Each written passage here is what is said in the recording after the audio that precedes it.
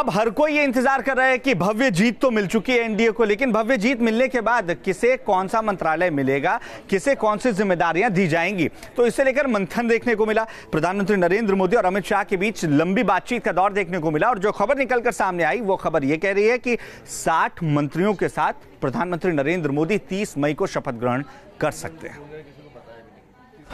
लोकसभा चुनाव में शानदार जीत हासिल करने के बाद प्रधानमंत्री मोदी 30 मई को प्रधानमंत्री पद की शपथ लेने जा रहे हैं। सबकी नजर प्रधानमंत्री की नई कैबिनेट पर है। पीएम की नई कैबिनेट को लेकर अमित शाह और पीएम के बीच 4 घंटे से ज्यादा देर तक बैठक चली। बताया जा रहा है कि बैठक में संभावित मंत्रियों और उनके विभाग के बारे में चर्चा हुई। साथ ही उन पुराने मंत्रियों को लेकर भी बात हुई जिन्हें इस बार नए मंत्रिमंडल में जगह नहीं मिल पाएगी। ये भी बताया जा रहा है कि बैठक में सहयोगियों को दिए जाने वाले मंत्री पद को लेकर मंथन किया गया। इसके अलावा उन नामों पर भी चर्चा हुई जिनका इस बार कद बढ़ाया जा सकता है। लोगों के जहन में सबसे बड़ा सवाल ये है कि अमित शाह इस बार सरकार में शामिल होंगे या नहीं। Team news nation. अब हिंदुस्तान नेबरहुड फर्स्ट की नीति पर काम करेगा, लेकिन पाकिस्तान को उसकी हद और उसकी जद जरूर बतानी जरूरी है और यही वजह है कि पाकिस्तान को इस बार शपथ ग्रहण समारोह में न्योता दिया ही नहीं गया। इस चौकीदार ने उस स्थिति को बदल दिया है। अब अगर डर है तो डर सीमा के उस पार है। पूरे चुनावी रण के दौरान पीएम मोदी ने पाकिस्तान को निशाने पर रखा, पाकिस्तान की नापाक हुकूमत और नापाक आतंक को चिताया और शपथ ग्रहण के लिए भी मोदी ने अपने इरादे साफ कर दिए। मोदी के शपथ ग्रहण में ना तो इमरान खान और ना ही पाकिस्तान सरकार का कोई प्रतिनिधि शामिल होगा। माना जा रहा है कि बिश्केक में एससीओ समिट के दौरान शायद पीएम मोदी और इमरान खान की मुलाकात हो। पीएम मोदी के शपथ ग्रहण में बिम्स्टेक के सभी सदस्यों के प्रतिनिधि शामिल होंगे और साथ ही एससीओ गुट के कुछ राष्ट्राध्यक्ष भी शामिल होंगे। और अब बात करते हैं ओडिशा की। दरअसल नवीन पटनायक यहाँ 5वीं बार सीएम पद की शपथ लेने वाले हैं। कुछ ही देर में यानी 10:30 बजे इटको मैदान में शपथ ग्रहण समारोह रखा गया है, जिसके लिए प्रधानमंत्री नरेंद्र मोदी को भी न्योता दिया गया है। ओडिशा में हुए विधानसभा चुनाव में शानदार जीत दर्ज करने वाले नवीन पटनायक आज लगातार 5वीं बार मुख्यमंत्री पद की शपथ लेंगे। खास बात यह है कि इस बार का शपथ ग्रहण समारोह राजभवन में न होगा, भुवनेश्वर के एक ग्राउंड में होगा। नवीन पटनायक आज सुबह 10:30 बजे शपथ लेंगे। शपथ ग्रहण इटको एग्जीबिशन ग्राउंड में सुबह 10:30 बजे होगा। शपथ ग्रहण समारोह के लिए पीएम मोदी और बीजेपी नेता धर्मेंद्र प्रधान को भी आमंत्रण दिया गया है। हालांकि पीएम मोदी इस कार्यक्रम में हिस्सा लेंगे या नहीं ये साफ नहीं। शपथ ग्रहण समारोह में 5000 से ज्यादा लोग शामिल होंगे। राज्यपाल प्रोफेसर गणेशी लाल नई सरकार को शपथ दिलाएंगे। ओडिशा में हुए लोकसभा और विधानसभा चुनाव में राज्य की सत्ताधारी पार्टी बीजेडी ने शानदार प्रदर्शन किया है। बीजेडी ने 21 में से 13 लोकसभा सीटों पर जीत दर्ज की। वहीं विधानसभा नतीजों की बात करें तो 147 सीटों में 112 सीटों पर बीजेडी ने जीत दर्ज कर बहुमत हासिल किया। 72 साल के नवीन पटनायक 19 साल से सीएम है। पटनायक ने इससे पहले 2000, 2004, 2009 और 2014 में राजभवन में सादे तरीके से शपथ ग्रहण की थी, लेकिन इस बार शपथ ग्रहण समारोह राजभवन की जगह इटको एग्जीबिशन ग्राउंड में होगा। Team news nation.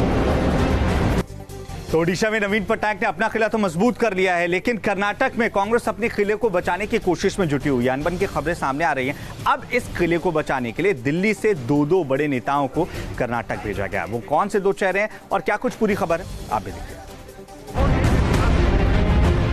2019 आम चुनाव के नतीजे आने के बाद कर्नाटक की गठबंधन सरकार मुश्किल में है। बीजेपी के ऑपरेशन लोटस से कर्नाटक में राजनीतिक संकट खड़ा होता दिख रहा है। सरकार बचाने के लिए दिल्ली से गुलाम नबी आजाद और राज्य प्रभारी केसी वेणुगोपाल को बेंगलुरु भेजा गया। रविवार को कांग्रेस के 2 विधायक रमेश जरकीहोली और डॉक्टर सुधाकर ने बीजेपी के वरिष्ठ नेता आर सुधाकर से मुलाकात की।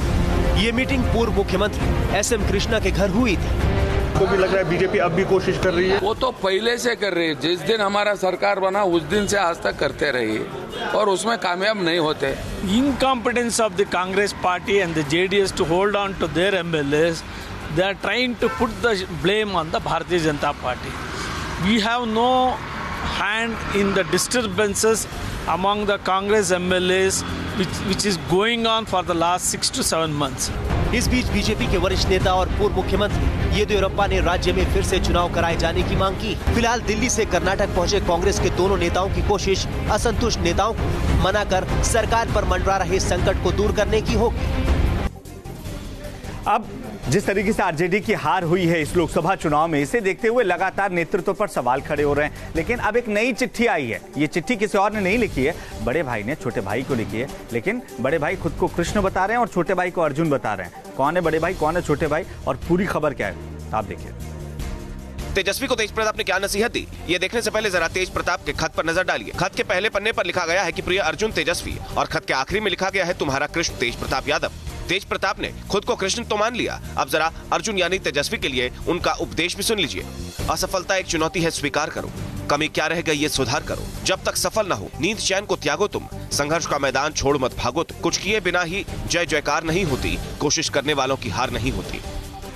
अब जो हुआ सो हुआ, आगे का जो लड़ाई है, जो आगे का जो रणनीति है, हमको उस पर फोकस करना है। हमने तेजस्वी भाई को अर्जुन, अपने प्रिय अर्जुन को लेटर लिख करके वहाँ भेजने का हमने काम किया।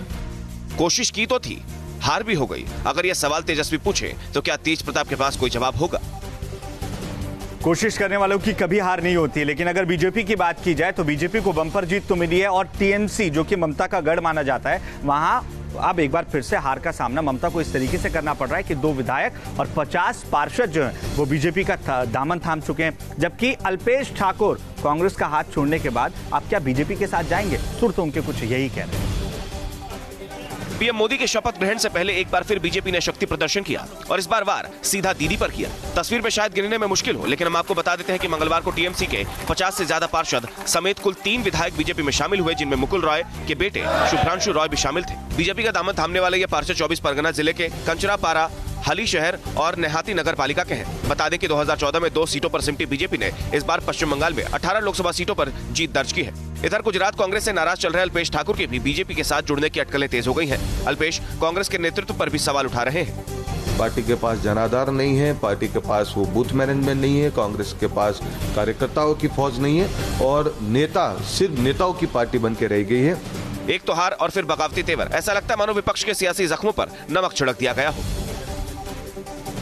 और अब बात करते हैं एक बार फिर होने वाले किसान आंदोलन की। दरअसल जिस कर्ज माफी के दम पर मध्य प्रदेश में कांग्रेस सत्ता की सीढ़ियां चढ़कर सत्ता तक पहुंची थी, अब उसी कर्ज माफी को लेकर मध्य प्रदेश के किसान फिर से गुस्से में नजर आ रहे हैं और उन्होंने आंदोलन की चेतावनी जो दी थी, आज उस आंदोलन पर जाने की बात किसानों की तरफ से साफ कर दी गई है।